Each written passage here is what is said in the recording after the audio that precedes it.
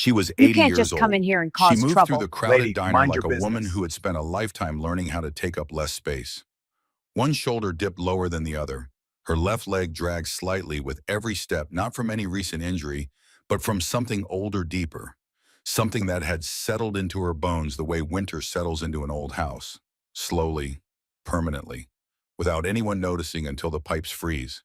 It was a Tuesday, just past noon. The kind of bright, ordinary afternoon that makes people believe nothing bad can happen in broad daylight. The diner was full. Every booth, every table, every counter stool occupied by people who had somewhere to be and someone to sit with. The smell of grilled onions and fresh coffee hung in the air like a warm curtain, and the jukebox in the corner played something slow and familiar, a song from a decade that most of the people in the room were too young to remember. Dorothy Calloway stood near the entrance, clutching a small purse with a broken zipper, and looked for a place to sit. She tried the retired couple by the window first. They were in their late 60s, matching windbreakers, matching reading glasses, matching expressions of mild discomfort when she approached. The woman smiled, the kind of smile that costs nothing and means even less. "I'm sorry, we're expecting someone." They weren't. Dorothy could see it in the way the woman's eyes slid past her, the way the man shifted his coffee cup to cover the empty space on the table, as if claiming territory. She tried the construction crew near the jukebox next. Four men in dusty boots and reflective vests laughing about something, their plates piled high with burgers and fries. One of them glanced up when she stopped at the edge of their table. "Sorry, ma'am, these seats are taken." He gestured vaguely at the empty chair, then turned back to his friends. The laughter resumed before she'd even finished turning away. She tried the mother with two kids in the corner booth. The woman was cutting a pancake into small pieces for a toddler, while an older child, maybe 6 or 7, kicked his legs against the booth and stared at a tablet. Dorothy opened her mouth to ask, but the mother looked up with that particular expression that young parents wear when they are overwhelmed and barely holding it together. "I'm sorry, I really need the space for the stroller." There was no stroller.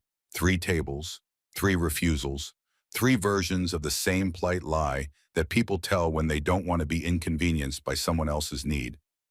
Dorothy didn't argue. She didn't insist. She just nodded each time, the way she'd been nodding for years, and moved on. And then she saw the man sitting alone at the table near the back wall.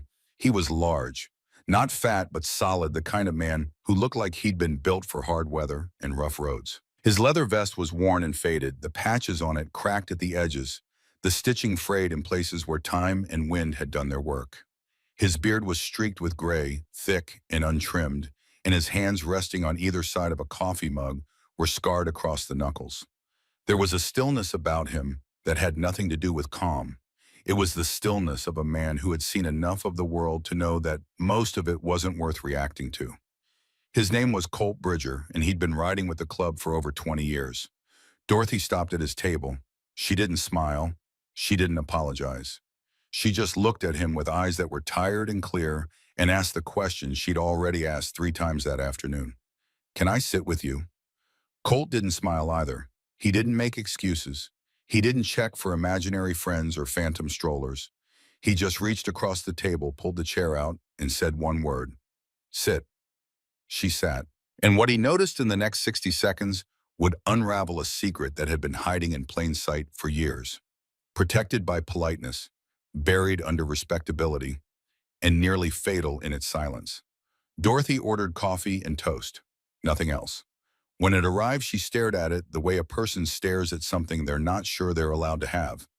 Her fingers hovered over the toast for a long moment before she finally picked it up. She took small bites.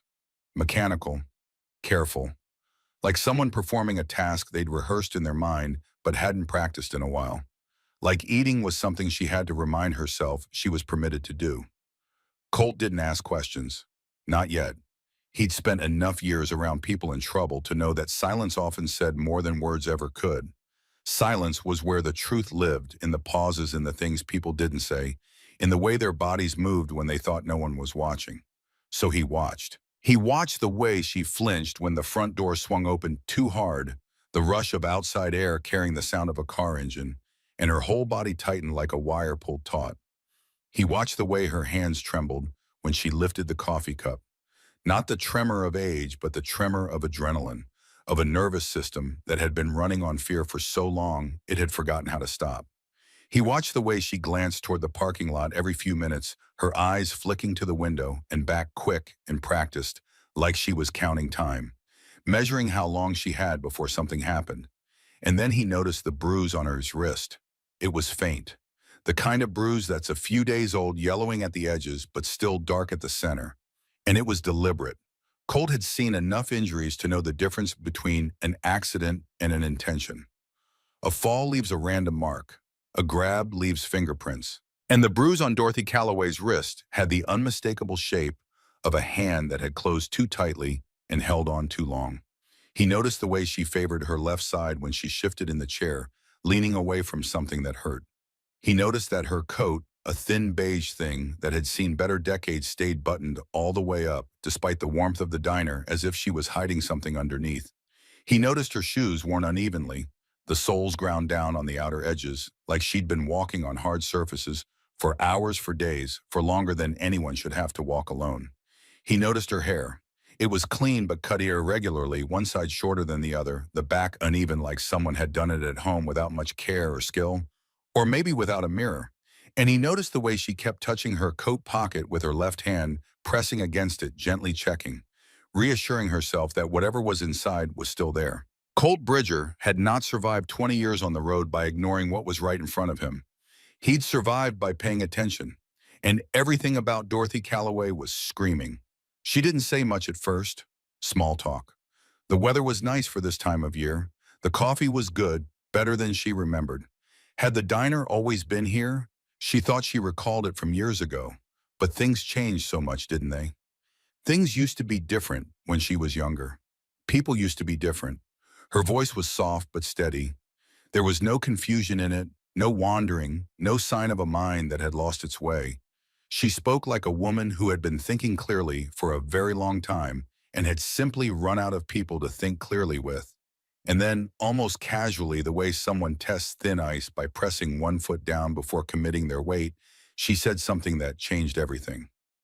"I'm not supposed to be outside." Colt set his coffee cup down slowly. "Says who?"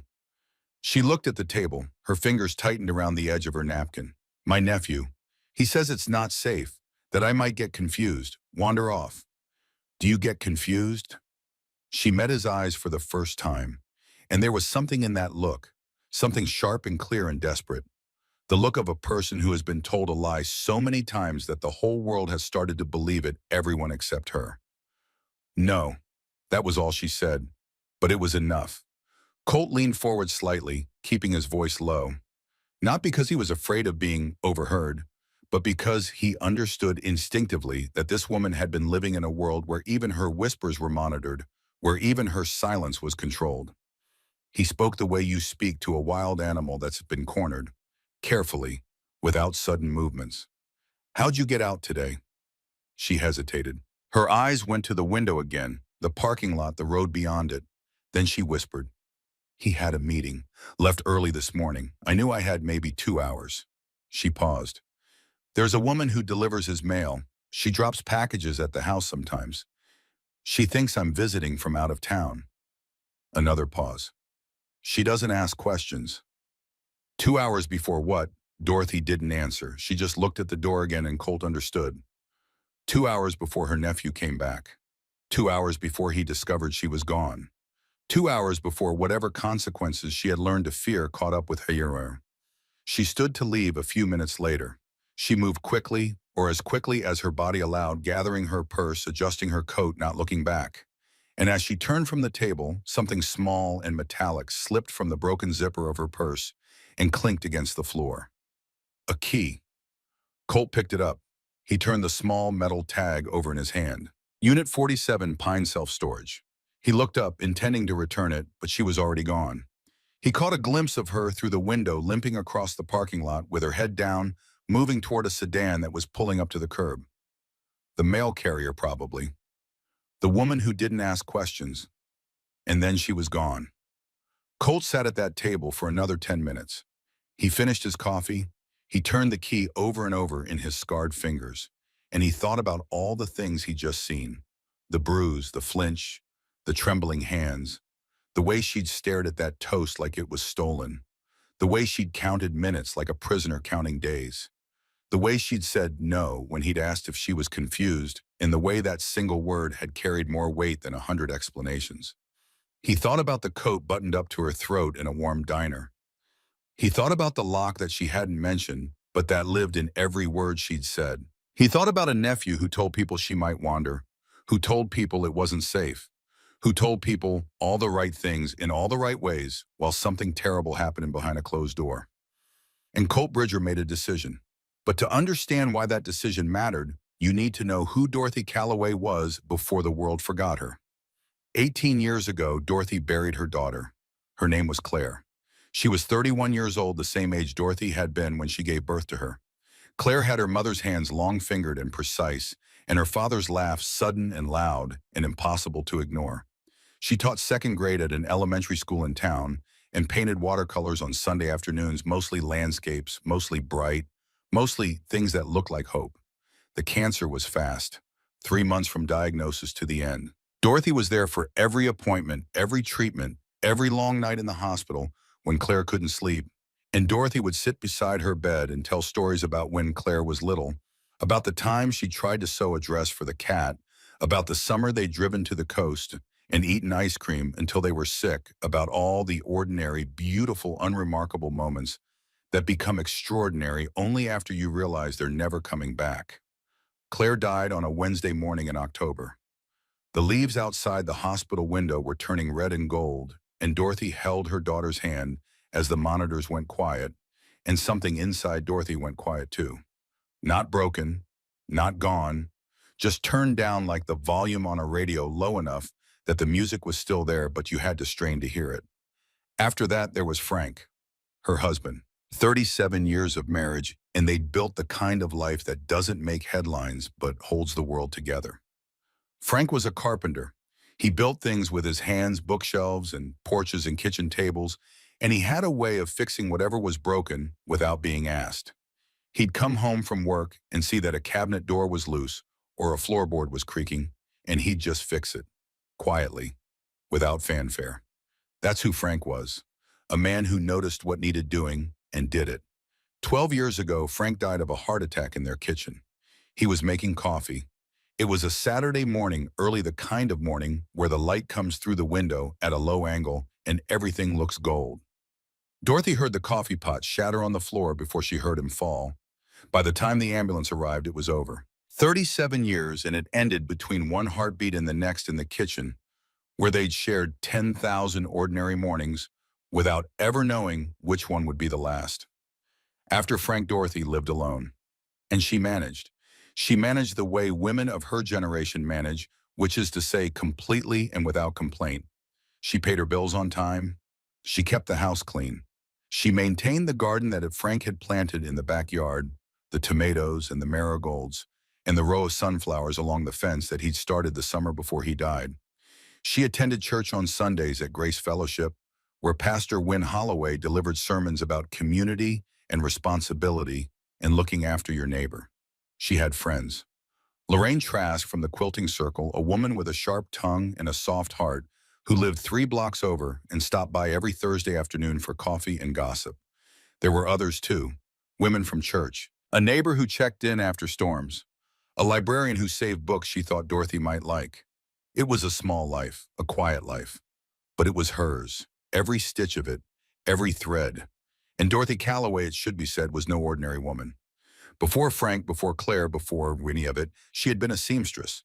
Not the kind who altered hems at a dry cleaner, but the kind who could look at a bolt of fabric and see the finished garment inside it, the way a sculptor sees the statue inside the stone. She'd run her own shop for 15 years, made wedding dresses and Sunday suits and curtains for every new house on the block. Her hands were her tools, patient and precise, and her mind worked the same way. Stitch by stitch, detail by detail. She never rushed. She never guessed.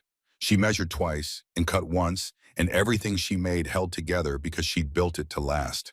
That patience, that precision, that stubborn refusal to cut corners, it would save her life. But not yet. Not for a long time yet. 3 years ago, Garrett Pruitt moved back to town. He was her late sister's son.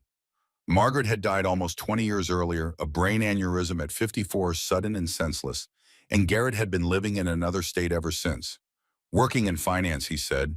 Doing well, he said. He wore pressed shirts with the sleeves rolled to the forearm, clean shoes, a watch that caught the light in a way that suggested it cost more than most people's monthly rent. He spoke in measured tones, never too loud, never too fast, every word placed precisely where it would do the most good. He was in his early 40s, and he had the kind of face that people trusted without knowing exactly why. He showed up at Dorothy's door on a Sunday afternoon. She hadn't seen him in years. He brought flowers, yellow tulips, her sister's favorite, and he stood on the porch with that practiced smile and said he'd been thinking about family, about what mattered, about how he'd let too much time go by without checking on the people who meant the most to him.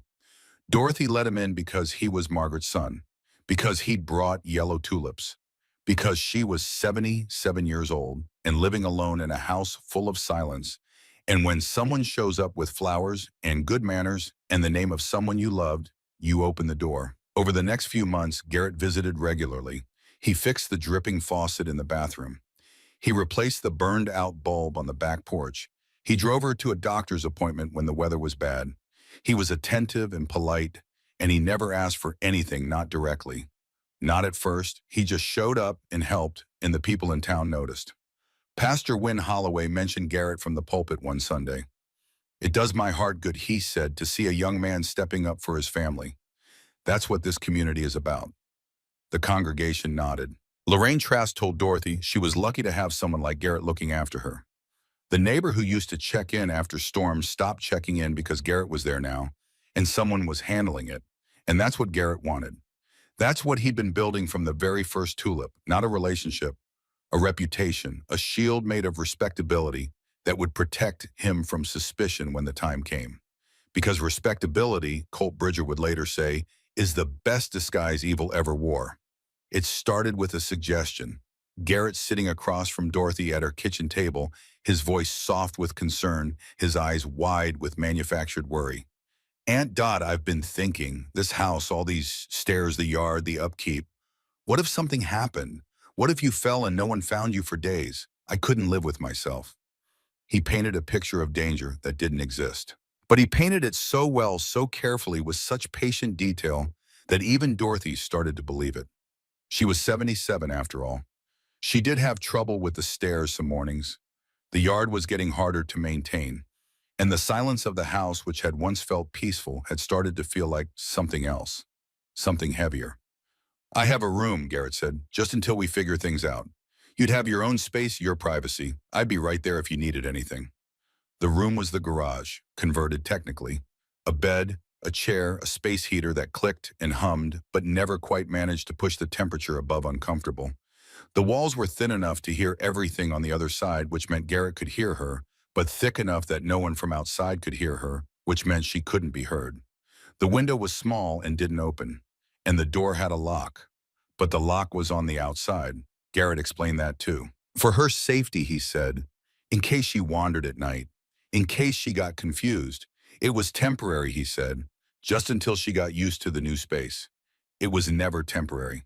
The isolation happened the way all the worst things happen, gradually.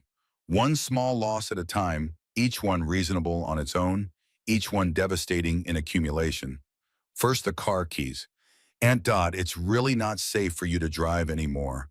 At your age, the reaction time and the eyesight, I'd never forgive myself if something happened."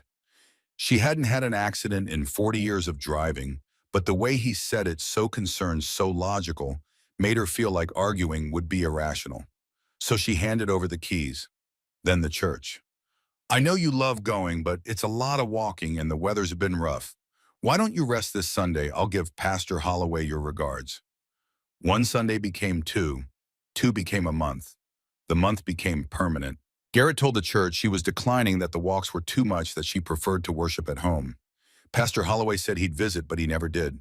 People said they'd check in, but they didn't. Then the friends. "Those women from your quilting group, Aunt Dot, I don't want to speak ill of anyone, but I've heard them talking.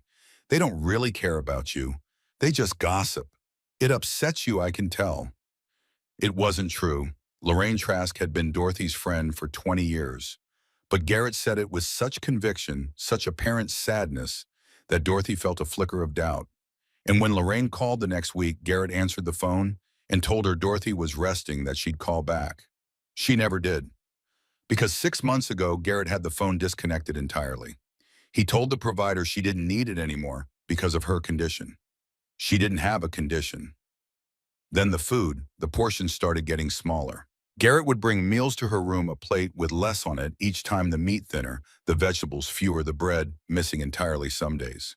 When she asked for more, he'd say the doctor had recommended she watch her weight. When she pointed out that she hadn't seen a doctor in over a year, he'd say he'd schedule an appointment.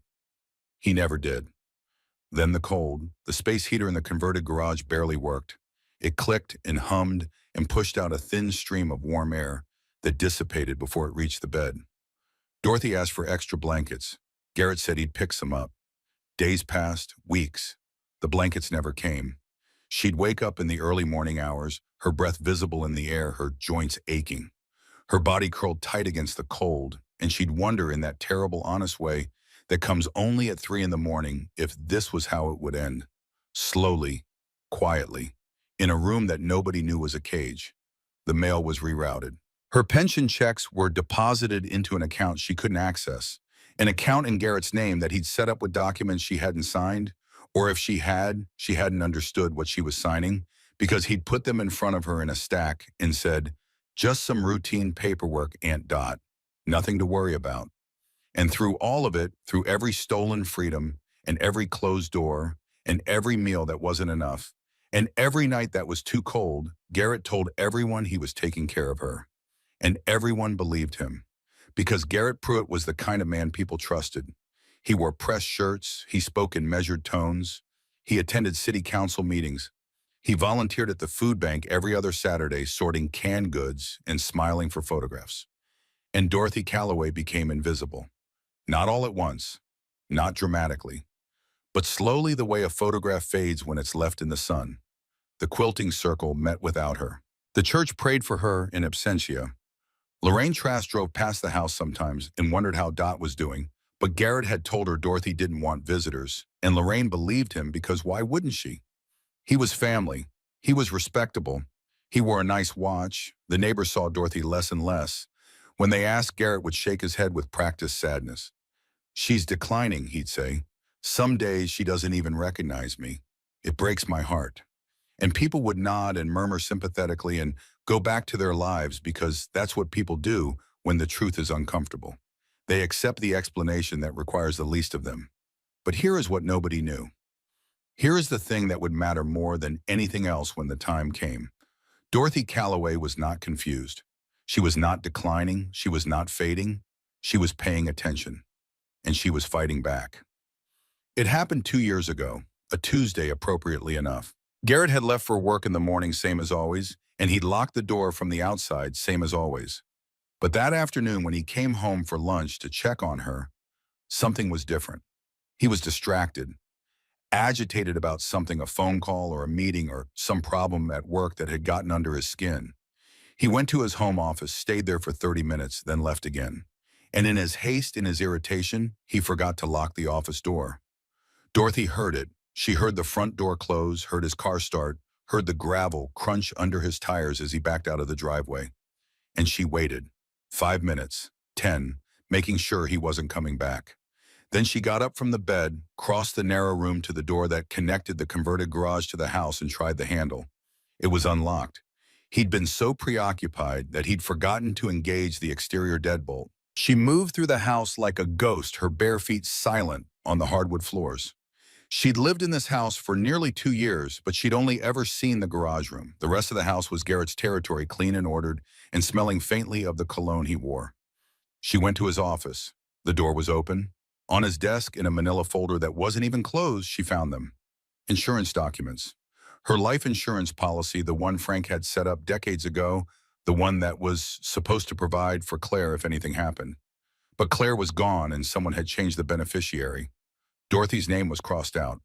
Garrett Pruitt's name was written in. Underneath the insurance papers, she found the deed to her house. The house Frank had built. The house where Claire had taken her first steps. The house where Frank had died making coffee on a Saturday morning. The deed had been transferred. The owner's name now read Garrett Pruitt. The signature on the transfer document was supposed to be hers, but she had never signed it. She would have remembered. She would have remembered signing away the last thing Frank had given her. Dorothy stood in that office for a long time. She didn't cry. She didn't scream. She didn't panic. She was a seamstress. She understood patterns. She understood how things were constructed, how the pieces fit together, how one stitch led to another and another until the whole garment took shape. And standing there holding those documents, she saw the pattern for the first time. Garrett hadn't taken her in out of love. He hadn't moved her into that room out of concern. He hadn't isolated her from her friends and her church and her life out of worry for her safety. He had done it because she was worth more to him controlled than free. He had done it because her pension and her house and her life insurance added up to a sum that was worth the effort of pretending to care. He had done it because dead people don't contest transfers and isolated people don't have witnesses, and old women who everyone believes are confused don't get listened to when they try to tell the truth.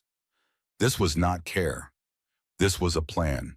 And in that moment, Dorothy Calloway made a decision of her own. She did not confront Garrett. She did not call the police. She couldn't, the phone was disconnected.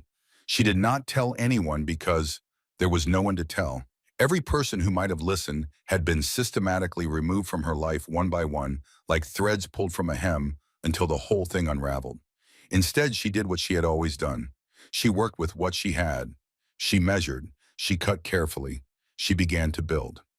Over the next several weeks, during the rare moments when Garrett was careless, when he forgot a lock, or left too quickly, or was too distracted to notice, Dorothy gathered evidence. A photocopy of the insurance policy made on the small printer in his office.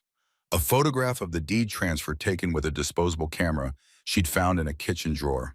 Bank statements that showed her pension deposits going into an account she'd never opened.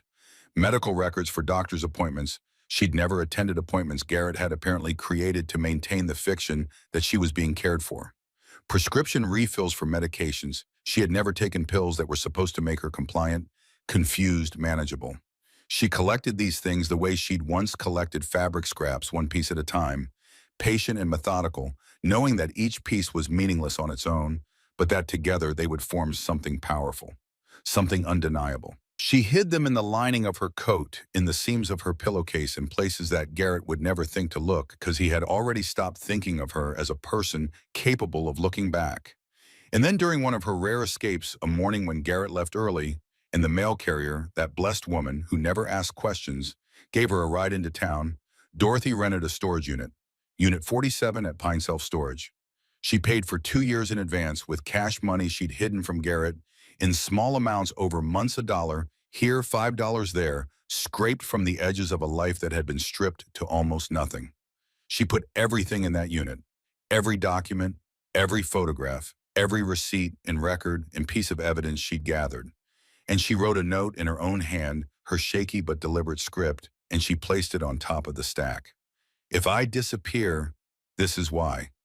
She locked the unit. She put the key in her purse, the one with the broken zipper that Garrett never bothered to check because it was old and worthless, just like he thought she was. And she went back to the room in the converted garage, and she waited. Not for rescue. Dorothy Calloway was not waiting to be saved. She was waiting for the right moment, for the right person, for someone who would look at her and see not a confused old woman, not a burden, not a problem to be managed, but a person who was running out of time and fighting like hell to survive. She waited 2 years. And then on a Tuesday in a crowded diner, she found him. When Dorothy left the diner that afternoon, moving as fast as her damaged body would allow, she didn't look back. She couldn't afford to. Every minute outside was a minute closer to Garrett's return, and she had learned the hard way what happened when he found evidence of disobedience. Not violence, not directly, not the kind that leaves marks you can't explain, but a tightening, a reduction, less food, colder room, longer silences. The subtle, suffocating punishment of a man who understood that the most effective cruelty is the kind that looks like nothing at all. But she'd left something behind, the key, and she'd left it, though she didn't know it yet, with exactly the right person. Colt Bridger didn't go to Garrett Pruitt's house. That was the first thing he decided sitting at that table in the diner, turning the storage unit key over in his scarred hand. He didn't go to the police either. Not yet. He'd been around long enough to know how these things worked. A woman with no phone, no visible injuries, no recent medical records, making claims against a man who volunteered at the food bank and attended city council meetings. He knew exactly how that conversation would end, with a shrug, with a file, with a follow-up that never followed up. Instead, Colt went back to the clubhouse and found Silas Drum. Silas was the chapter president, and he was not a man who acted on impulse. He was 61 years old with gray hair, pulled back tight, a face that looked like it had been carved from the same wood as the bar he was leaning against, lined and hard and weathered by decades of decisions that carried weight. He'd been running the chapter for 9 years, and in that time he'd built a reputation not for violence or intimidation, but for something more dangerous: judgment. Silas Drum had the ability to listen to a situation and know with an accuracy that bordered on unsettling exactly what was happening and exactly what needed to be done about it. He listened while Colt talked. He didn't interrupt. He didn't nod or shake his head or make any of the small, encouraging sounds that people make when they're pretending to listen while actually just waiting for their turn to speak. He absorbed the information the way a sponge absorbs water completely and without effort, and when Colt was finished, Silas was quiet for a long time. Then he asked two questions. "You believe him?" Colt didn't hesitate. "Yeah." Silas nodded once, not because the answer surprised him, but because it confirmed what he'd already decided. "Then we move." Because Colt Bridger carried something with him that never healed, something that drove every decision he made about people who were vulnerable and systems that failed them and communities that looked the other way. His brother's name was Dean. He was 6 years younger than Colt, born with a heart condition that kept him thin and cautious and unable to do most of the things that other boys did. While Colt was learning to ride, Dean was learning to sit still. While Colt was picking fights and earning scars, Dean was reading books and watching from the window. They were different in every way that mattered except one. They were brothers, and that meant something to Colt that he could never fully articulate, something deeper than words, something that lived in his chest like a second heartbeat. When Dean was 42, his heart condition worsened, and he was placed in a long-term care facility. Not by Colt had wanted to care for him at home, but by a system that decided Dean needed professional attention. The facility was clean on the outside. The brochures were full of smiling faces and green lawns and promises about dignity and quality of life. And for a while it seemed fine. But then the visits got harder. The staff always had explanations. Dean was resting. Dean had a bad day. Dean doesn't want visitors today. And Colt, who was riding with the club and living a life that kept him moving, believed them. He trusted the system. He assumed someone was paying attention. No one was. Dean died on a Thursday morning. The staff said it was his heart, and technically it was. But the investigation that followed revealed something else. Understaffing so severe that patients went hours without being checked. Corners cut on medication schedules. Complaints filed and ignored. A facility that looked respectable from the outside while something terrible rotted at its core. By the time anyone noticed something was wrong with Dean, by the time the complaints piled high enough for someone to actually open the file and read it, it was too late. Dean was gone. And Colt was left with the weight of every visit he'd postponed, every phone call he had believed, every sign he'd missed, because it was easier to trust the explanation than to dig for the truth. He'd sworn then, standing in a cemetery with dirt on his boots and nothing in his hands, that he would never be the person who looked away because it was easier.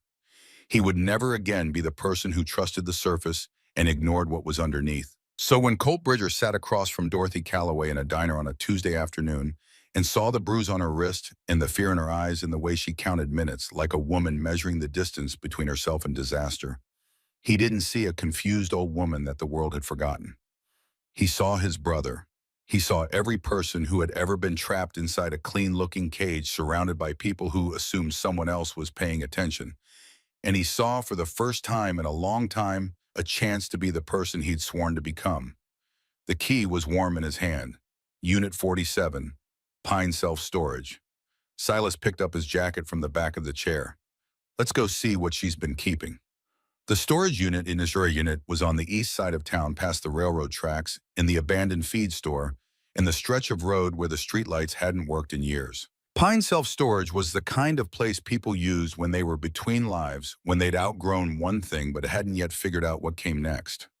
Rows of corrugated metal doors, orange with rust at the edges, each one holding somebody's past, or somebody's secret, or in the case of Unit 47, somebody's only chance at survival. Colt and Silas arrived just before sunset. The light was going copper the way it does in that part of the country when the day is almost done, but not quite ready to admit it. Silas cut the engine on his bike and sat for a moment looking at the rows of units the way a man looks at a locked room when he already suspects what's inside. Colt held up the key. Small, brass, ordinary. The kind of key you could carry in your pocket for years and never think about. But the woman who'd carried this one had thought about it every single day. She'd touched it through the fabric of her coat pocket in a crowded diner, checking, reassuring herself, holding on to the one thing Garrett Pruitt hadn't managed to take from her.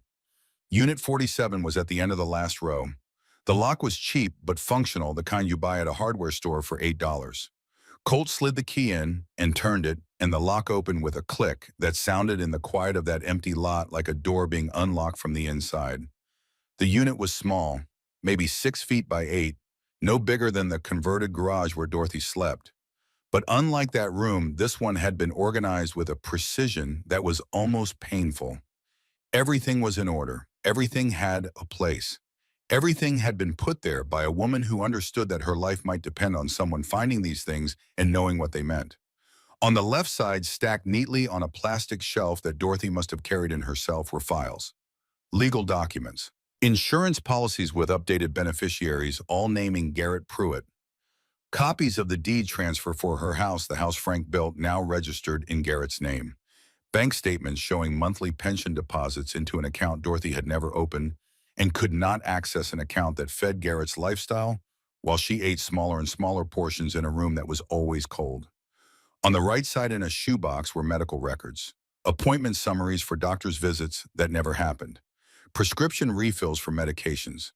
Dorothy had never taken pills meant to sedate, to confuse, to create the very condition Garrett claimed she already had. Each document was dated. Each one was annotated in Dorothy's handwriting, small and shaky, but deliberate, with notes in the margins. Never went to this appointment. Never took this medication. Garrett filled this without my knowledge. And on top of everything, placed where it would be the first thing anyone saw when they opened the unit, was a single sheet of paper, a note handwritten in ink that had bled slightly at the edges where her hand had trembled as she wrote, "If I disappear, this is why." Below that, in smaller letters, she'd written something else, something that Colt read twice because the first time it hit him so hard he had to close his eyes. "I am not confused. I am trapped. And I have been collecting proof because I know that when the time comes, my word alone won't be enough. It never is for women like me." Silas stood behind Colt and read the note over his shoulder. Neither of them spoke for a long time. The sunset had deepened to amber, and the shadows of the storage units stretched long and thin across the gravel like the bars of a cage. Finally, Silas said, "2 years." Colt nodded. "She's been building this for 2 years. Stitch by stitch," Colt said, though he didn't know yet about Dorothy's history as a seamstress. He just understood on some level. He couldn't have explained that what he was looking at was the work of someone who had been patient and precise and absolutely ferociously determined to survive. Silas pulled out his phone and took photographs of everything, every document, every annotation, every date. Then they closed the unit, locked it, and Colt put the key back in his pocket where it would stay until it was needed again. They didn't go to the police. Not yet. And the reason was simple, cruel, and as old as the justice system itself. Garrett Pruitt was clean. He was employed. He was respected. He attended city council meetings and volunteered at the food bank and spoke in measured tones that made people feel like everything was under control. If Colt walked into a police station with a storage unit full of documents or collected by an 80-year-old woman who hadn't been seen in public for months, a woman whose own nephew had been telling the entire town she was confused and declining what would happen. Exactly what always happened. The police would visit Garrett. Garrett would explain.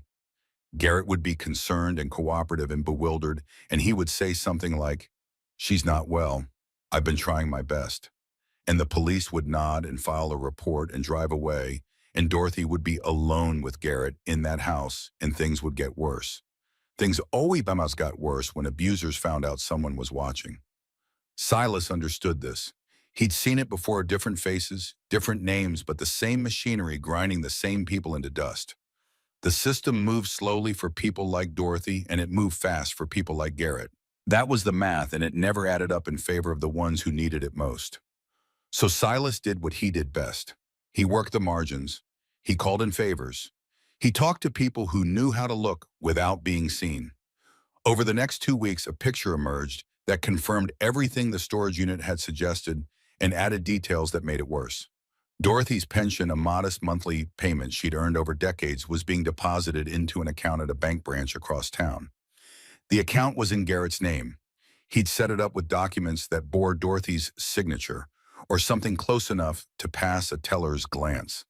The deposits had been going in for over 2 years, roughly 26 months of pension checks that Dorothy had never touched, never seen, never benefited from. Her mail was being rerouted. A change of address form had been filed 18 months ago, redirecting all of Dorothy's correspondence to a post office box that Garrett maintained. Bills, bank statements, insurance notices, letters from old friends who still wrote all of it funneled through Garrett's hands. Dorothy didn't even know the letters existed. As far as she knew, the world had simply stopped writing to her. Her phone had been disconnected 6 months ago. Garrett had called the provider and told them she didn't need the service anymore due to her condition. He'd been listed as her emergency contact, and according to the records, her legal representative, though no court had ever granted him that authority. The provider hadn't questioned it. Why would they? He sounded so reasonable. And then there was the room. One of the younger guys in the club, a prospect named Whitley, who had a talent for being invisible when he needed to be, rode past Garrett's house late one night. Just a casual pass, nothing aggressive, nothing that would draw attention. He came back with 2 pieces of information. The first was that the converted garage where Dorothy lived had a deadbolt installed on the exterior of the door, not the interior, the outside, which meant the door could only be locked or unlocked from the hallway from Garrett's side of the house. Dorothy couldn't lock herself in for safety, and she couldn't let herself out for freedom. She was sealed in that room at Garrett's discretion, and the deadbolt was the period at the end of every lie he'd ever told about protecting her. The second piece of information was the window. Whitley had looked at it through the fence from the backyard, and what he saw made him sit on his bike in the dark for a full minute before he could bring himself to ride away. There were bars on the window, not decorative, not ornamental, functional steel bar bolted into the frame, from the outside, the kind you see on commercial properties in bad neighborhoods, the kind designed to keep people out.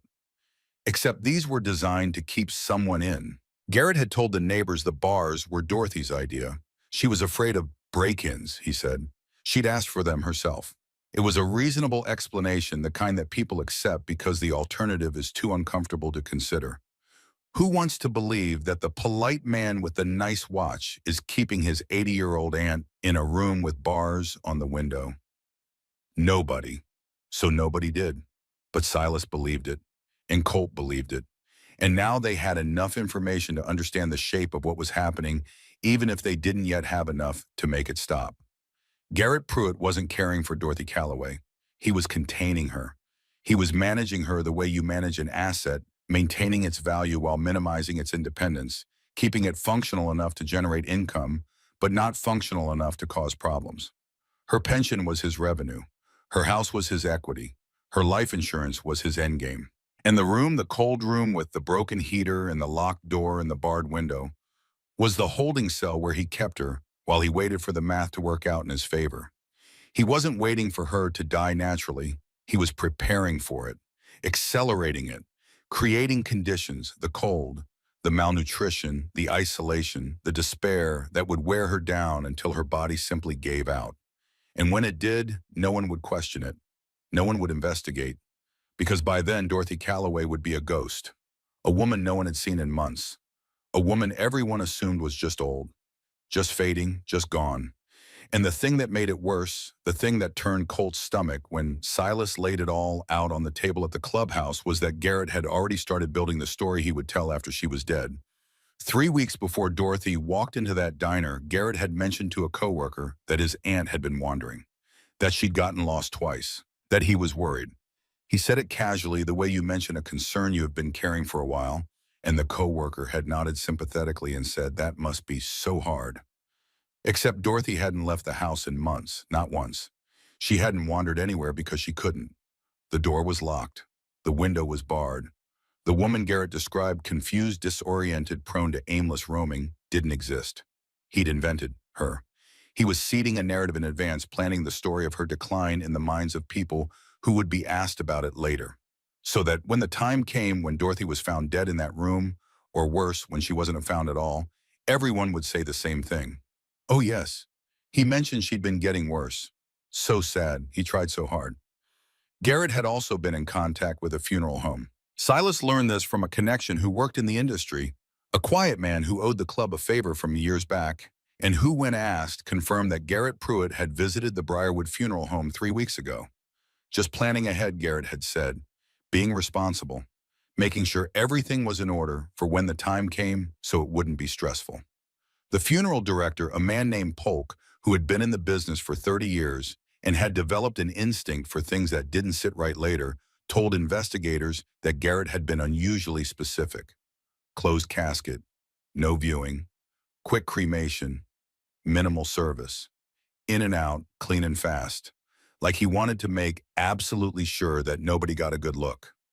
Colt sat at the bar in the clubhouse and stared at the wall and felt something he hadn't felt in a long time. Not anger, he was well past anger. This was something colder and more useful. This was the precise, focused clarity that comes when you understand exactly what you're dealing with and exactly what has to be done. He's going to kill her, Colt said. Silas, who had been standing by the window with his arms crossed, didn't argue. He's been killing her, slowly, for 2.5 years. He's just getting ready to finish the job. So what do we do? Silas turned from the window. His face was unreadable, which was how Colt knew he'd already made up his mind. We don't give him the chance. The pressure campaign started the next day. They didn't go to Garrett's house. That would have been too direct, too easy to frame, as intimidation too easy for a man like Garrett to spin into a restraining order or a harassment complaint. Instead, the club did something that required more discipline than any confrontation. They became visible. A bike in the parking lot of the diner where Garrett ate lunch. A man in a leather vest browsing the shelves at the grocery store where Garrett shopped. A face at the window of the coffee shop where Garrett met his clients. Not threatening, not confronting, just present, just watching. The way a predator watches another predator, not with aggression, but with the calm, patient attention that says, I see you, I know what you are, and I'm not going anywhere. At first, Garrett tried to ignore it. He was a man who prided himself on control, on managing situations, on staying 3 steps ahead. A few bikers in his peripheral vision were an annoyance, not a threat. He'd dealt with worse, or so he told himself. But the bikes kept appearing. The same faces, the same leather vests. At the bank, at the gas station, at the restaurant where he took a client for dinner on a Thursday night. There was always someone, always the same quiet presence, like a shadow he couldn't outrun because it wasn't behind him. It was beside him. It was everywhere. By the end of the first week, Garrett started to crack. Not visibly, not to anyone who wasn't watching closely, but the cracks were there. He started making mistakes. Small ones at first. He mentioned Dorothy to a coworker who hadn't asked about her. He offered details that weren't necessary, the specifics of her diet, the name of her doctor, the schedule of her medications, things that a normal person wouldn't volunteer, and that a guilty person can't stop volunteering because silence feels like confession. He over-explained. He provided context for questions nobody had posed. He started preemptively addressing concerns that hadn't been raised, which is the surest sign that a man is building a defense against an accusation he knows is coming. And while Garrett was cracking under the weight of his own performance, while he was talking too much and watching the parking lots and checking his mirrors, something else was happening. Something he didn't know about and couldn't have predicted. Dorothy was still fighting from inside the cage. She couldn't leave the room. The deadbolt was engaged, same as always. The bars were on the window, same as always. But Dorothy Calloway had spent 2 years learning how to work within the constraints of her captivity, finding the cracks in Garrett's system the way water finds the cracks in stone. And she had found one more. The mail carrier. The same woman who had given Dorothy rides to town on the rare occasions when Garrett was away.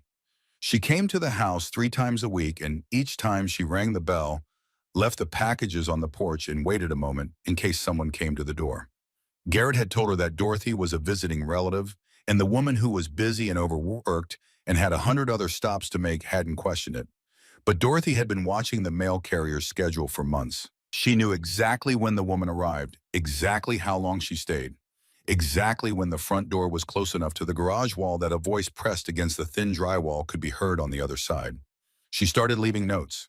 Small pieces of paper torn from the margins of a magazine Garrett had left in her room, written in pencil, because she didn't have a pen. She'd fold them tight, push them through the gap between the garage door and the frame, the gap that was just wide enough for a sheet of paper, but not wide enough for a hand, and they'd fall on the ground outside where the mail carrier walked. The first note said, "Please give this to Lorraine Trask on Birch Street." The mail carrier almost threw it away. It was such a small thing, so easy to dismiss. But something about it, the careful handwriting, the specific name and address, the way it was folded so precisely, like someone had spent a long time making sure it was perfect, made her pause. And she delivered it.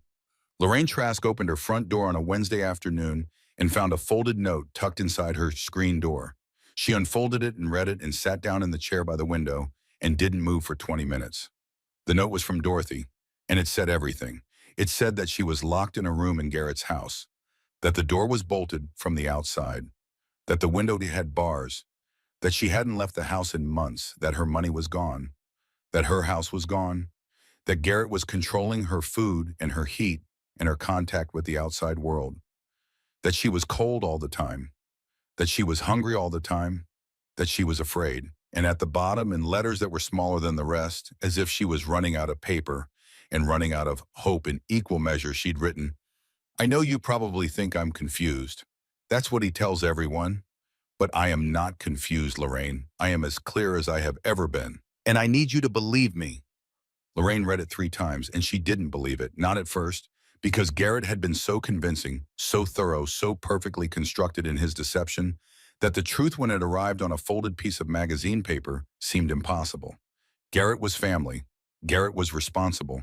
Garrett wore pressed shirts and volunteered at the food bank. But the details, the specific details that Dorothy had included, dates, amounts, the name of the bank where the pension was deposited, the name of the medication she'd never taken, the exact words Garrett had used when he told her the bars were for her protection. These weren't the ramblings of a confused mind. These were the records of a woman who had been paying attention to every detail of her imprisonment with the same precision she'd once used to measure fabric and place stitches. Lorraine put the note in her purse. She didn't call the police.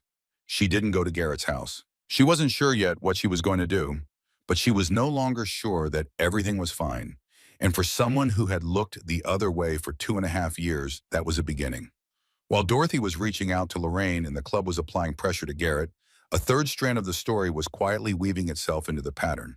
And it started, as so many turning points do, with someone who had been carrying guilt long enough to recognize the weight. Nessa Greer had been waitressing at the diner for 3 years. She was 34, sharp-eyed, the kind of woman who noticed things because her job required it, which tables needed refills, which customers were about to complain, which couples were fighting, which regulars were drinking more than usual. She lived in a small apartment above the hardware store, and she had a daughter in 2nd grade who drew pictures of horses and taped them to the refrigerator. Nessa's life was ordinary in the way that most lives are full of small responsibilities and smaller joys, and she didn't think of herself as someone who could make a difference in anything larger than a correctly timed coffee refill. But she'd been watching Dorothy Calloway for a year, not closely, not intentionally, just in the way that a person notices a pattern when it repeats itself enough times. Dorothy had come into the diner maybe 5 or 6 times over the past year, always alone, always looking over her shoulder, always during the middle of the day when the lunch crowd was thick enough to provide cover. And every single time she'd approached a table and asked the same question in the same quiet, trembling voice. "Can I sit here?" Not, "Is this seat taken?" Not, "Do you mind if I join you?" But, "Can I sit here?" As if the act of sitting down required permission. as if she'd been told so many times that she couldn't, that she shouldn't, that she wasn't allowed, that the question had become reflexive, a habit born of captivity. Most times people said no, not cruelly, just indifferently. And Dorothy would nod and move on the way she always did, and eventually she'd find a spot at the counter or a stool near the kitchen, and she'd order the same thing every time: coffee and toast. And she'd eat it quickly, furtively, like someone stealing a meal they weren't entitled to. Nessa noticed. She noticed and she didn't say anything because what was there to say?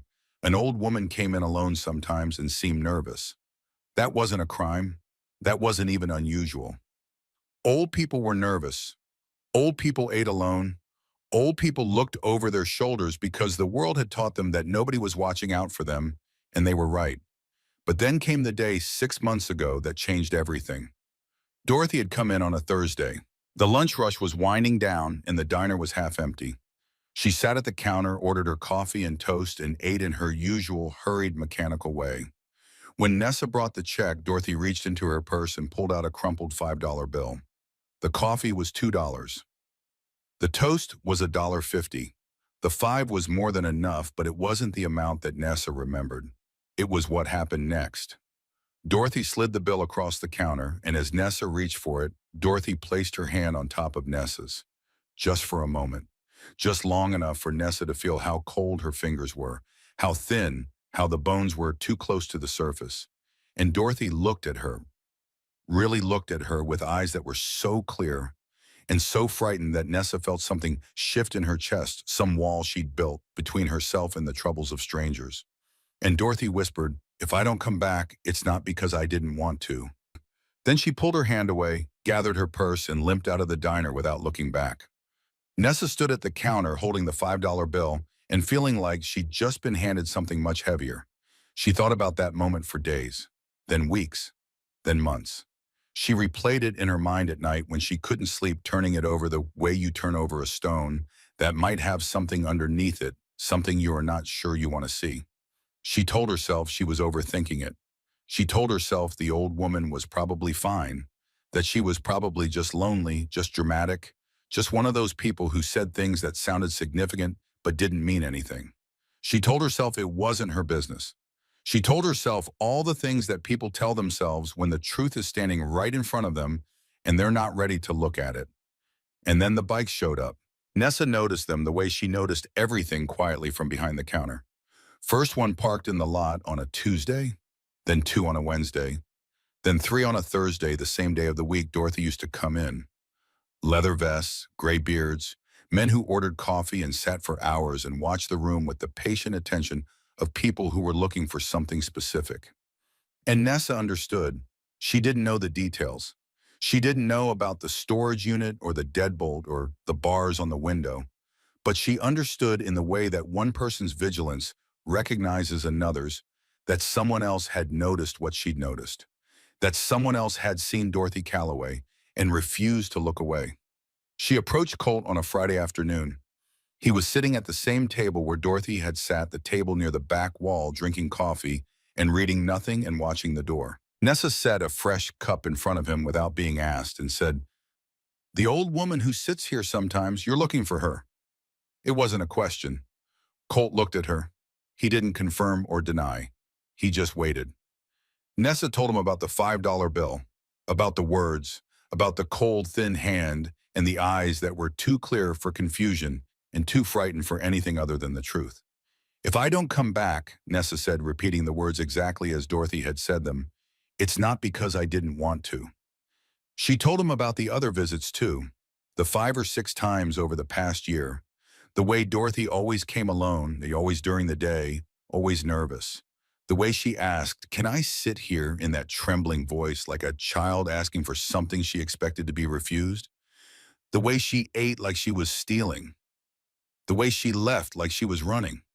"I should have said something sooner," Nessa said. Her voice was steady, but her hands holding the coffee pot were not. "I told myself it wasn't my place, that I was reading too much into it, that she was probably fine." She set the pot down on the table. "She wasn't fine, was she?" Colt shook his head slowly. "No, she wasn't." That was the piece that made everything else make sense. Dorothy's testimony alone would be questioned. The storage unit evidence alone could be challenged. But Nessa's account, an independent witness with no connection to Dorothy or the club, a working woman who had observed a pattern of fear and desperation over the course of a year, that was the kind of testimony that turns a suspicion into a case. Silas took Nessa's statement that same evening. She wrote it out longhand at the bar in the clubhouse, 3 pages of careful, specific recollection. Dates she could remember, details she could verify. The $5 bill which she'd kept in the pocket of her apron for weeks before finally putting it in a jar on her kitchen counter, where it sat like an accusation she couldn't answer. With the storage unit evidence, Dorothy's notes to Lorraine, and now Nessa's testimony, the picture was nearly complete. But Silas wanted more. He wanted the kind of evidence that didn't require interpretation, that couldn't be explained away by a man in a pressed shirt with a reasonable tone. He wanted proof that Garrett wasn't just exploiting Dorothy. He wanted proof that he was killing her. And that proof came from the one place Garrett thought was safe: his computer. Silas had a contact, the kind of contact that exists in the spaces between legal and not the kind who can access digital records without leaving footprints, the kind who owes favors that are never discussed in daylight. This contact looked into Garrett Pruitt's online activity and found what he found and brought it to Silas on a flash drive that changed everything. Browser history, search queries, the digital trail of a mind that was not grieving or worried or overwhelmed but calculating. How long does it take to freeze to death? Symptoms of malnutrition in the elderly. How to report a death at home. Ways to avoid an autopsy. Each search was dated. Each one fit into a timeline that aligned perfectly with the conditions in Dorothy's room. The broken heater that was never fixed. The food that was never enough. The blankets that were never provided. Garrett wasn't just neglecting Dorothy, he was engineering her decline. He was using the cold and the hunger and the isolation as tools, calibrating them the way an engineer calibrates a machine, adjusting the inputs to produce a specific output. And the output he was aiming for was death. Slow, quiet, untraceable death that would look like nature taking its course on an old woman who everyone already believed was fading away. The search history also revealed something else. 3 weeks before Dorothy walked into that diner on the exact same day, Garrett told his coworker that Dorothy had been wandering. He had done 3 things. He had updated her life insurance policy, increasing the payout and confirming himself as the sole beneficiary. He had completed the transfer of her house into his name, a process he'd started months earlier, and he had made a cash withdrawal of $10,000 from her pension account, citing home improvements on the withdrawal form. There were no home improvements. The converted garage was the same cold bare room it had always been. The $10,000 had vanished into Garrett's accounts, untraceable, unexplained, and unquestioned by a banking system that processed the transaction because the paperwork looked correct and the man behind the counter was polite. 3 actions. One day, the same day he started telling people Dorothy was getting worse. Garrett wasn't reacting to circumstances. He was orchestrating them. Every move was deliberate. Every lie was structural. Every piece of the narrative he was building was designed to support the conclusion he'd already written, that Dorothy Calloway would die soon, that it would be sad, but not surprising, and that the man who inherited everything would be the same man everyone already believed had been trying to save her. Colt sat at the clubhouse bar and looked at the search history printed out on plain white paper and felt the cold precision of it settle into his bones. This wasn't rage. This wasn't impulse. This was architecture. Garrett had built Dorothy's death the way you build a house foundation: first walls, next roof, last, and he was almost done. "We need to move," Colt said. But Silas held up a hand. "Not yet," because something had happened that changed the timeline. Something that proved Garrett was not only planning ahead, but reacting to the pressure. Adapting, covering his tracks in real time. 2 days after Dorothy and Colt met at the diner, Garrett had walked into the town police station and filed a report. The report stated that his Aunt Dorothy Calloway was prone to wandering, that she suffered from confusion and disorientation, that she had left the house without his knowledge on at least one recent occasion, and that he was concerned she might go missing. He wanted it on record, he said. He wanted to be responsible. He wanted to make sure that if anything happened, there was documentation showing that he had been worried, that he had been diligent, that he had done everything a loving nephew could do. The officer who took the report noted that Garrett was articulate and visibly concerned. The report was filed, stamped, and entered into the system. It became part of the official record. And if Dorothy had disappeared the following week, if she'd been found dead in a ditch, or frozen in that garage room, or simply never found at all, that report would have been Exhibit A in the story Garrett was writing. A story in which he was the tragic, devoted caregiver who tried his best, but couldn't prevent the inevitable. He hadn't filed that report out of concern. He'd filed it because he'd noticed the bikes. He'd noticed the pressure. He'd noticed that someone was watching. And instead of stopping, instead of reconsidering, instead of any of the things a person might do when they realized their crime was being observed, Garrett had doubled down. He'd accelerated his timeline. He'd started building his defense before the accusation had even been made. Silas understood exactly what this meant. Garrett was dangerous in the way that intelligent, methodical people are dangerous when they feel cornered. He wasn't going to panic. He wasn't going to run. He was going to adapt and adjust and continue executing his plan, only faster now, with more urgency, with the cold awareness that the window was closing and the work needed to be finished before it shut completely. They couldn't go to the police with what they had. Not yet. Silas had been through enough to know that digital evidence obtained outside official channels was complicated. The storage unit evidence was strong, but a good lawyer could argue that Dorothy, confused and declining as Garrett claimed, had simply been hoarding old documents.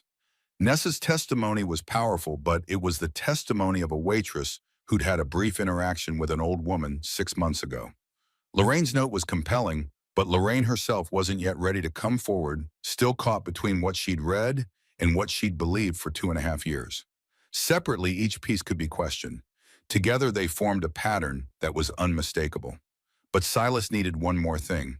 He needed the piece that would make the pattern undeniable. The piece that would turn suspicion into certainty and certainty into action. He didn't know it yet, but that piece was already sitting on Garrett Pruitt's laptop, waiting to be found. A document so specific and so damning that when investigators eventually opened it, the room went silent and stayed that way for a long time. But that discovery belonged to the next chapter of this story, the chapter where the cage finally breaks open. Not because someone came to tear it down, but because the woman inside had been building a key of her own stitch by stitch for longer than anyone knew. And the clock was running out for everyone. For Garrett, who could feel the walls of his own construction beginning to close in. For Silas and Colt, who knew they were racing against a man who had already written the ending. For Lorraine, who was sitting in her living room holding a folded note and trying to decide if she was brave enough to act on what she knew. For Nessa, who had finally said out loud the things she'd been carrying in silence for 6 months and could feel the weight of it shifting, not gone, but shared. And for Dorothy, 80 years old, locked in a converted garage with a broken heater and bars on the window, hungry and cold and running out of time, but not out of fight, never out of fight. Because Dorothy Calloway had survived the death of her daughter and the death of her husband and the theft of her freedom and the erasure of her existence. And through all of it, through every loss and every indignity, and every night when she wondered if she'd wake up in the morning, she had never once stopped paying attention. She had never once stopped collecting evidence. She had never once stopped believing that the truth assembled with patience and precision and the stubborn refusal to be erased would eventually find its way to someone who was willing to listen. She just didn't know yet if that day would come in time. In the converted garage in the dark, Dorothy pressed her hand against the wall and felt the cold seep through the drywall and into her bones. She touched her coat pocket, the old habit, the reassuring gesture, and then she remembered. The key was gone. She'd lost it at the diner. And for a moment, just a moment, the fear was so thick she couldn't breathe. But then she thought about the man who'd pulled out the chair. The man who hadn't smiled, hadn't made excuses, hadn't pretended she was invisible. The man who'd said sit like it was the most natural word in the world. And she thought maybe he found it. Maybe he understood what it meant. Maybe after all these years of measuring and cutting and stitching in the dark, the pattern was finally coming together. She pulled the thin blanket around her shoulders. She closed her eyes. And she waited. Not for rescue, for reckoning. Silas Drum had been patient. He'd been methodical. He'd done everything the right way, the slow way, the way that builds a case brick by brick, until the wall is too high and too solid for anyone to climb over or knock down. But patience has a limit, And that limit arrived on a Wednesday afternoon, 16 days after Dorothy Calloway walked into a diner and asked a stranger if she could sit down. The flash drive sat on the bar at the clubhouse. Colt was on one side, Silas was on the other. Between them, printed on plain white paper, were the search queries from Garrett Pruitt's computer. How long does it take to freeze to death? Symptoms of malnutrition in the elderly. How to report a death at home. Ways to avoid an autopsy. They'd been staring at those words for 2 days, turning them over, building the case in their minds, when Silas's contact called with one more piece of information. The contact had gone deeper into Garrett's hard drive, past the browser history, past the financial records, past the carefully maintained spreadsheet where Garrett tracked Dorothy's pension deposits like a farmer tracking crop yields. And in a folder labeled Estate Planning, buried between tax documents and property records, the contact found a file, a Word document, created 8 weeks ago, last modified 6 days ago. It was an obituary. Dorothy Mae Calloway, beloved aunt and cherished member of the community, passed peacefully at home on the morning of, and then a date, a specific date, 2 months from now. Not approximate, not sometime soon. A date, written in the same measured, careful prose that Garrett used for everything, the same tone he used when he spoke to neighbors and coworkers, in the pastor, in the bank teller, and anyone else who needed to believe that he was a good man doing his best in difficult circumstances. The obituary was 3 paragraphs long. It mentioned Dorothy's late husband, Frank. It mentioned her daughter, Claire, who had preceded her in death. It mentioned Garrett by name as her devoted nephew and primary caregiver. It mentioned a private service, immediate cremation, no flowers donations to the food bank in lieu of arrangements. It was complete. It was polished. It read like something that had been revised multiple times, edited for tone, checked for accuracy. Garrett Pruitt had written his aunt's death notice 2 months before the date he'd chosen for her to die. He'd picked the day. He'd written the words. He'd planned the cremation that would destroy the evidence and the private service that would limit the witnesses and the closed casket that would make sure nobody saw what hunger and cold and 2.5 years of captivity had done to an 80-year-old woman's body. Colt read the obituary twice. The first time his hands were steady. The second time, they weren't. "That's it," he said. "That's enough." Silas nodded, but he didn't reach for his phone. Not yet, because Silas understood something that Colt, in his urgency, had momentarily forgotten. The evidence they had was powerful, but it had been gathered outside official channels. The flash drive, the browser history, the obituary, none of it had been obtained through a warrant. None of it would survive a courtroom challenge from a competent defense attorney. And Garrett Pruitt, who planned everything, who calculated everything, who had been building his defense since the day he moved Dorothy into that room, would absolutely have a competent defense attorney. They needed the authorities to find this evidence themselves. They needed to give investigators a reason to look, a reason compelling enough to justify a warrant, and then let the legal system do what it was supposed to do. What it had failed to do for years. What it always failed to do until someone forced its hand. Silas made 3 phone calls that evening. The first was to an attorney the club kept on retainer. Not a criminal lawyer, but someone who understood the system well enough to know where the pressure points were. Silas laid out the facts: the storage unit, Dorothy's handwritten notes, Nessa Greer's testimony, Lorraine Trask's note, the financial records showing pension diversion and property transfer. The attorney listened, asked questions, and then said the words Silas had been waiting to hear. "That's enough for Adult Protective Services to open an investigation. And if APS finds what you say, they'll find that's enough for a warrant." The second call was to APS directly. Silas didn't identify himself by name. He identified himself as a concerned citizen reporting suspected elder abuse at Garrett Pruitt's residence. He provided specific details: the locked exterior door, the barred window, the disconnected phone, the rerouted mail, the financial discrepancies. He provided Nessa Greer's name as a witness. He mentioned the storage unit and suggested that its contents would be relevant to any investigation. The third call was to Lorraine Trask. Lorraine had been sitting with Dorothy's note for almost 2 weeks. She'd read it so many times that the pencil marks were starting to smudge from the oil of her fingers. She'd gone back and forth, believing and doubting, remembering and questioning, caught in the terrible space between what she wanted to be true and what she knew was true. Because if Dorothy's note was real, if everything in it was accurate, then Lorraine had failed her oldest friend. She'd accepted Garrett's explanations without question. She'd stopped visiting. She'd let Dorothy disappear from her life the way a stone disappears into deep water, silently, completely, without even a ripple to mark where it had been. When Silas called, Lorraine didn't speak for a long time. She just listened. And when he finished, when he told her what the club had found, what they knew, what was coming, she said one thing. "Tell me what you need me to do." "Tell the truth," Silas said. "That's all. Just tell the truth." The APS investigator arrived at Garrett's house on a Thursday morning at 9:15. Her name was Darlene Wicks, and she had been doing this work for 11 years, which was long enough to have seen every variation of human cruelty and short enough to still be angry about it. She was accompanied by a sheriff's deputy, a young man who stood by the car and tried not to look nervous.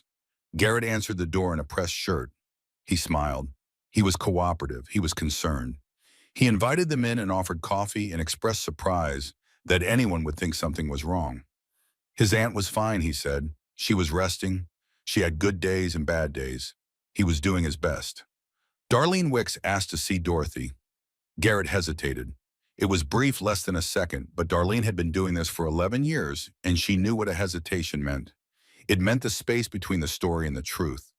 It meant the moment when a person who has been performing for an audience realizes that the performance is about to be tested. "Of course," Garrett said. "She's in her room. Let me just check if she's awake." "I'd like to see her now," Darlene said. Not a request.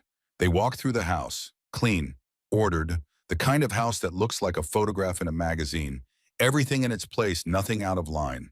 They reached the door to the converted garage, and Darlene Wicks saw the deadbolt on the outside.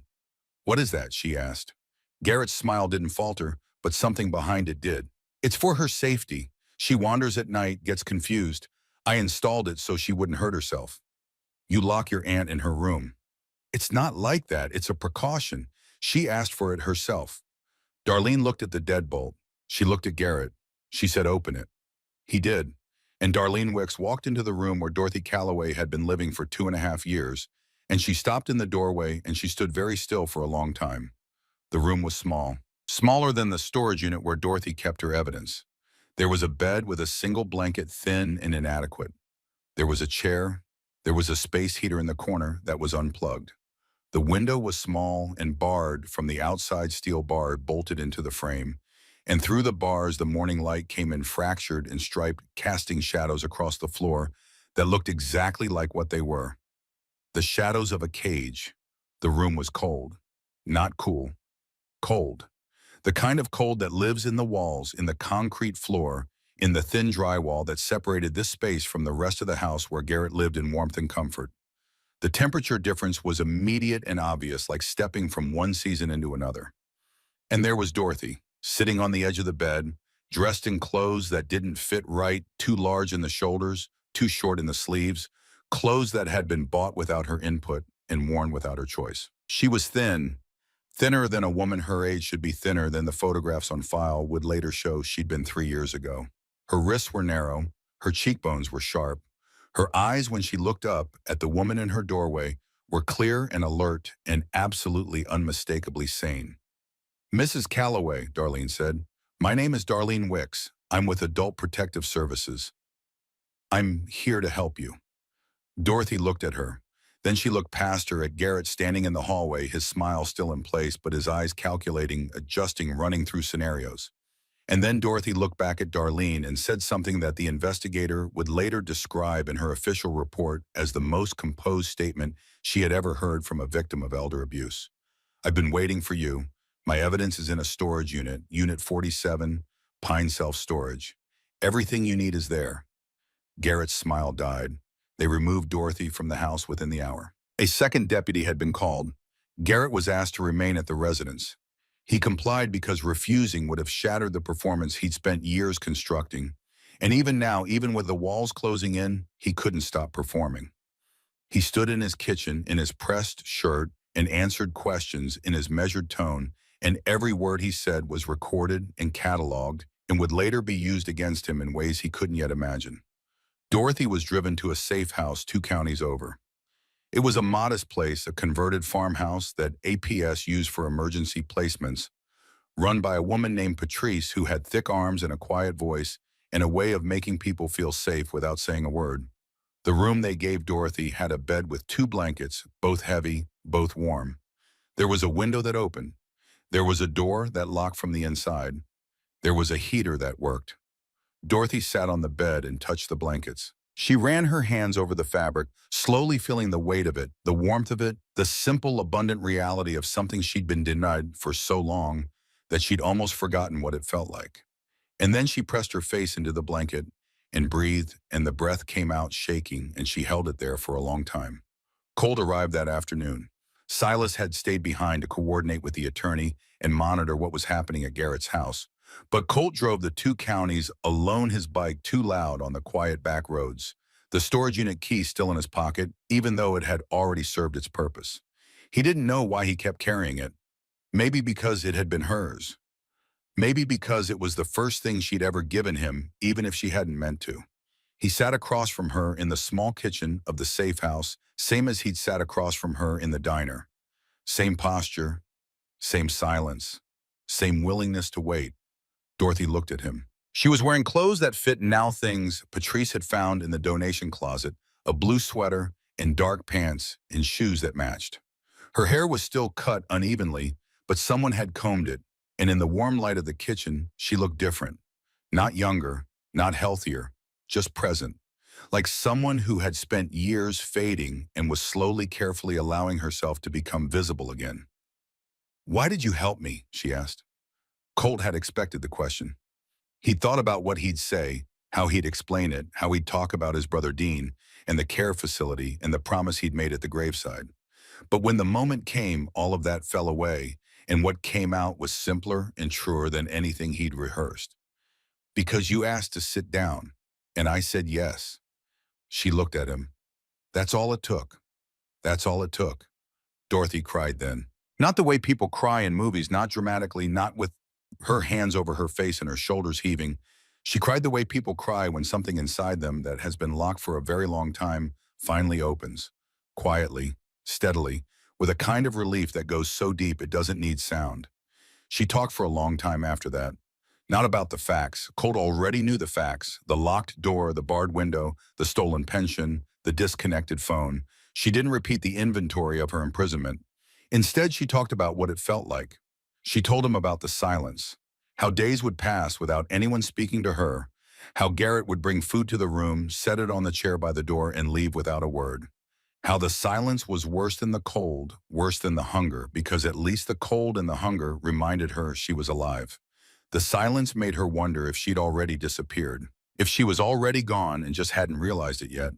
She told him about talking to herself, how it started as a habit and became a necessity. She'd narrate her own movements. "I'm standing up now. I'm walking to the window.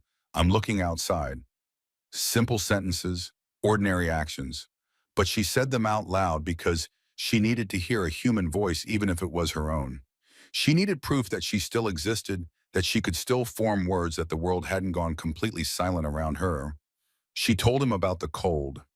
Not the fact of it, he already knew about the broken heater and the missing blankets.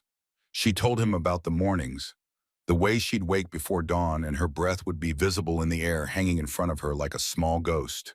And she'd lie there in the dark and feel the cold in her joints and in her ribs and in the places where her bones were too close to the surface, and she'd wonder if this was the night. If this was the one where her body finally gave out. If Garrett would find her in the morning stiff and still and put on his sad face and call the funeral home he'd already visited and tell everyone how hard he'd tried. She told him about the fear, the particular quality of it. Not sharp, not the sudden fear of an accident or a loud noise, but the slow, constant, grinding fear of a situation that has no endpoint. The fear of waking up and knowing exactly what the day will be because every day is the same. The fear of going to sleep and not knowing if you'll wake up because someone else controls whether you live or die. The fear that sits in your chest like a stone and never moves, not even when you sleep, not even when you dream. The worst part, she said, and her voice was steady, almost conversational, like she was describing something that had happened to someone else, was that he never hit me.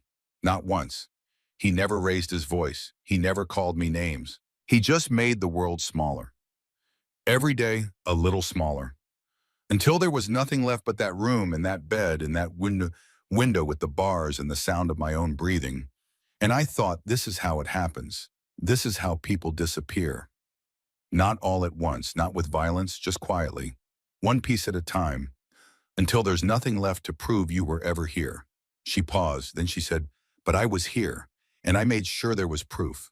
She told him about the storage unit, how she'd started it 2 years ago, back when she first found the insurance documents and the property transfer in Garrett's office. How she'd known immediately what it meant because she was a seamstress, because she understood patterns, because she could see the shape of something before it was finished, the way she'd always been able to see the finished dress inside a bolt of fabric. She told him how she'd gathered the evidence piece by piece. Stolen moments when Garrett was careless. A document here. A photograph there. The disposable camera from the kitchen drawer. The bank statements she'd found in the recycling. The prescription bottles with her name on them for medications she'd never taken.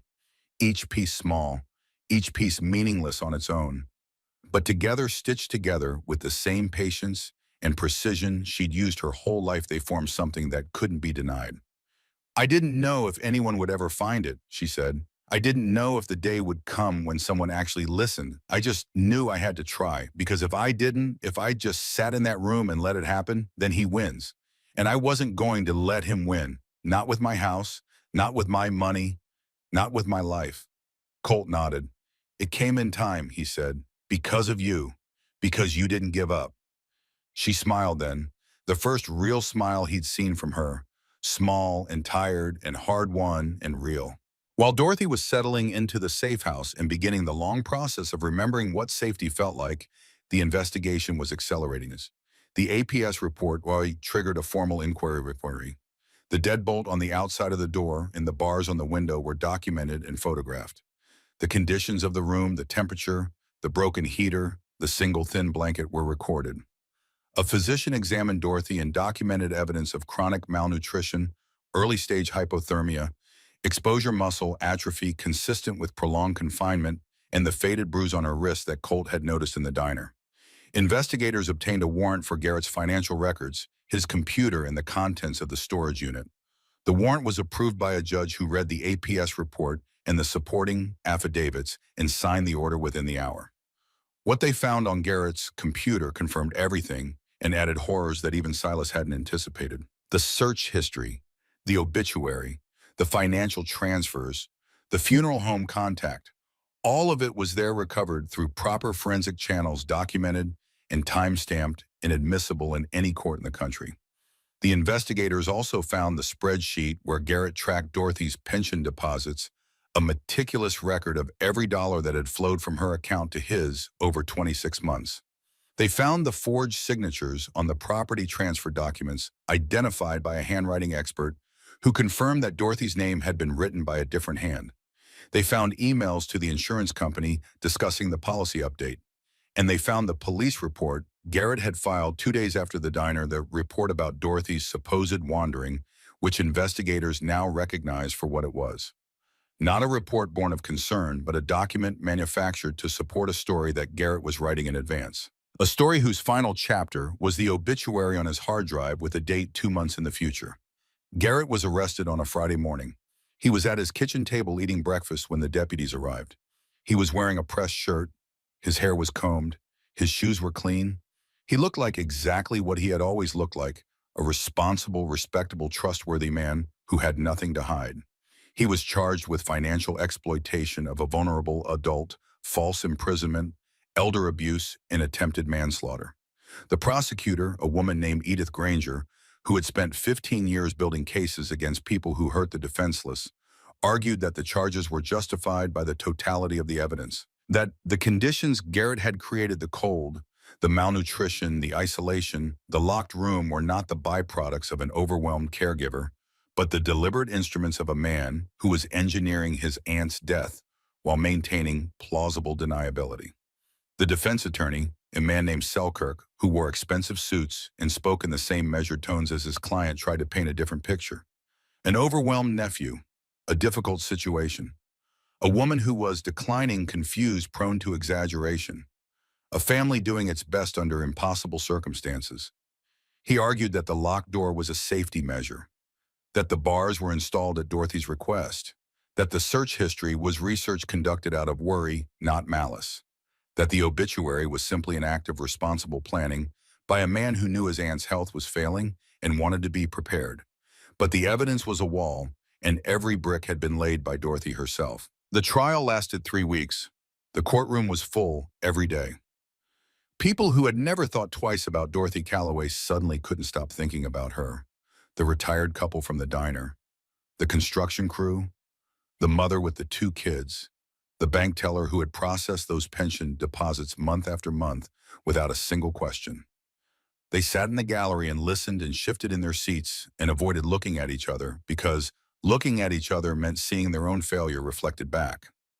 The community reckoning was quiet but devastating. Lorraine Trask took the stand on the 4th day. She was 72 years old and she'd known Dorothy for over 20 years. She testified about the quilting circle, about the Thursday afternoon coffees, about the friendship that had been real and deep and ordinary in all the ways that matter. And then she testified about how it ended. He told me she didn't want visitors, Lorraine said. He said she was tired, that the socializing was too much, that she'd asked to be left alone. She paused. And I believed him, because he was her family, because he spoke so calmly, because it was easier to believe him than to push past him and see for myself. Her voice broke on the last word. I should have pushed. I should have knocked on that door and demanded to see my friend. But I didn't. I accepted what he told me because it was convenient, because the truth would have required something of me and I wasn't willing to give it. Pastor Wynne Holloway testified the following day. He was 65, silver-haired, dignified, a man who had built his ministry on the words, "Love thy neighbor." He testified that Garrett had attended services regularly, that he'd spoken to the congregation about his aunt's condition, that he, Pastor Holloway, had publicly praised Garrett for his dedication and sacrifice, that he had intended to visit Dorothy but hadn't. Week after week, month after month, the intention remained and the visit never materialized. I praised a man from the pulpit. Pastor Holloway said, without ever verifying what he told me. I held him up as an example of family devotion without once walking across town to see the woman he claimed to be devoted to. I failed Dorothy Calloway. My church failed Dorothy Calloway, and I will carry that for the rest of my life. The bank teller testified. The phone company representative testified. The neighbor who had seen the bars on the window and believed Garrett's explanation testified. One by one, the people who had formed the wall of respectability that protected Garrett took the stand and described in their own words how they had helped build it. Not through malice, not through conspiracy, through something worse. Through the simple, devastating decision to accept what was easy and ignore what was true. Nessa Greer testified on the 2nd week. She described the visits, the trembling voice, the question that was always the same. Can I sit here? She described the $5 bill in the cold, thin hand and the words that had haunted her for 6 months. If I don't come back, it's not because I didn't want to. I knew something was wrong, Nessa said. I knew it in my gut, but I told myself it wasn't my business. I told myself I was overreacting. I told myself she was probably fine. She looked at the jury. She wasn't fine. She was dying, and I almost let her because doing something felt harder than doing nothing. Colt testified briefly. He described the diner, the chair he'd pulled out, the bruise on her wrist, the way she'd counted minutes like a woman on a clock that was winding down. He described the key in the storage unit and what he'd found inside. He didn't describe his brother. He didn't explain his motivations.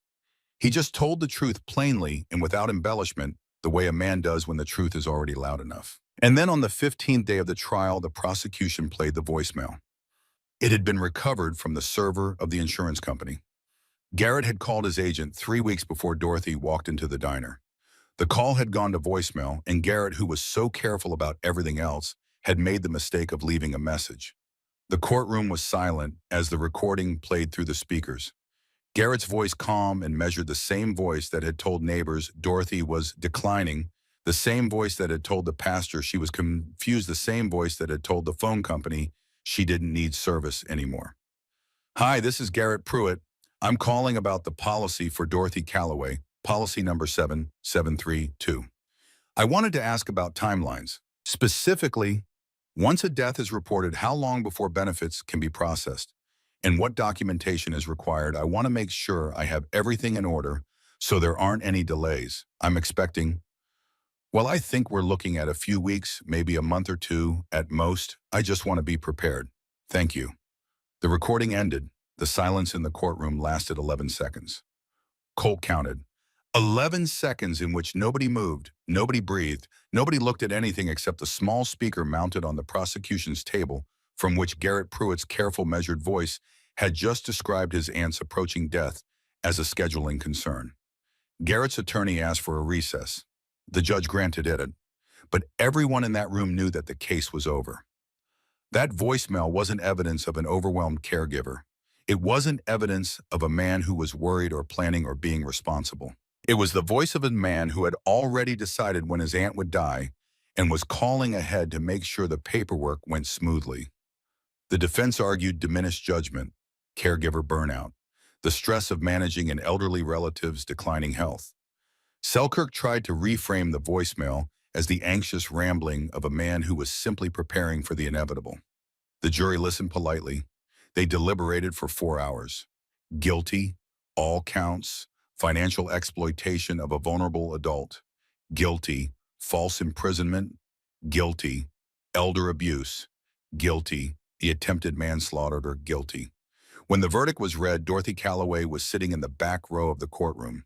She'd insisted on being there despite the physician's concerns, despite the prosecutor's suggestion that it might be too much. She'd looked at them both with those clear, sharp eyes and said, "I spent 2.5 years locked in a room. I can sit in a courtroom for 3 weeks." She was flanked by Colt on her left and Silas on her right. Silas had come to the trial every day, sitting in the back row in his leather vest, his arms crossed, his face unreadable. Not as a display, not as intimidation, just as presence. The same quiet, steady presence that the club had maintained throughout this entire ordeal. The refusal to look away. When the foreman said guilty for the last time, Dorothy didn't celebrate. She didn't cry. She didn't collapse with relief or shout with vindication. She just nodded. Once. Slowly. The way a person nods when something they've known for a long time is finally confirmed by the rest of the world. "I knew what he was doing," she said afterward, to no one in particular, to everyone who would listen. "I knew from the moment I found those papers in his office. I just didn't think anyone would believe me." She paused. And then she said something that the reporters quoted and the news stations ran, and that would be repeated in courtrooms and classrooms and living rooms for a long time after. People like him don't just take your money or your freedom. They take your voice. They make you invisible. They build a wall around you made of other people's assumptions, and the wall is so smooth and so high that even when you scream, the sound doesn't carry. But I kept screaming. I kept writing it down. I kept putting it in that storage unit piece by piece, stitch by stitch, because I believed that someday someone would find it. And someone did. She looked at Colt. He didn't say anything. He didn't need to. Some things live in the space between people, understood without words, held without hands. Garrett Pruitt was sentenced the following month. The judge, a man named Hargrove, who had presided over hundreds of cases and thought he'd seen the full range of human capacity for harm, described Garrett's actions as a systematic campaign of isolation, exploitation, and premeditated cruelty designed to extinguish a human life while maintaining a facade of compassion. He imposed the maximum sentence on each count to be served consecutively. Garrett stood at the defense table in his pressed shirt, and for the first time the shirt looked wrong on him. Not because it was wrinkled or stained, but because the costume no longer fit the character. The respectability that had protected him for years, the clean shoes and the measured tone and the good manners that had convinced an entire community to look the other way, all of it was transparent now. Everyone could see through it. Everyone could see what had always been underneath. And he was led away, and the door closed behind him, and Dorothy Calloway sat in the back of the courtroom and breathed, just as breathed, in and out, the simple, unremarkable act of a woman who was alive and free and no longer afraid. The months that followed were quiet in the way that healing is quiet. Not dramatic, not cinematic, just the slow, patient work of rebuilding a life that had been taken apart piece by piece. Dorothy moved into a care facility, a real one, not a converted garage with a lock on the outside. Her room had a window that opened. It had a door that locked from the inside, and the first time she turned that lock, feeling the bolt slide into place under her own hand, she stood there for a full minute, just holding the knob. Not because she was afraid, because she could. She had her own phone. It sat on the nightstand beside her bed, and sometimes she'd pick it up just to hear the dial tone, just to know it worked. Just to know that if she wanted to call someone, anyone, Lorraine or the facility staff or the front desk or a stranger on the other end of a random number, she could. The ability to reach out to connect, to make her voice heard by another human being, it was such a small thing, such an ordinary thing, and it meant everything. Lorraine visited every Thursday. She brought coffee from the diner and sat in the chair by the window, and they talked about quilting and weather and the kind of small, warm, unremarkable things that make up a friendship. They didn't talk about Garrett. They didn't talk about the room or the bars or the cold. They talked about fabric patterns in a new restaurant that had opened downtown and whether the tomatoes this year were better or worse than last year's. They rebuilt their friendship the same way Dorothy had built her evidence, one small piece at a time, patient and deliberate and real. Dorothy started painting again. Watercolors. Something she hadn't done since before Frank died, since the years when Claire was alive, and the world was full of color and possibility, and the kind of light that makes you want to capture it before it fades. She painted landscapes mostly. Roads that stretched toward horizons, fields under wide skies, rivers moving through green valleys, bright colors, warm colors, colors that had nothing to do with the gray walls and cold floors and barred windows of the room she'd left behind.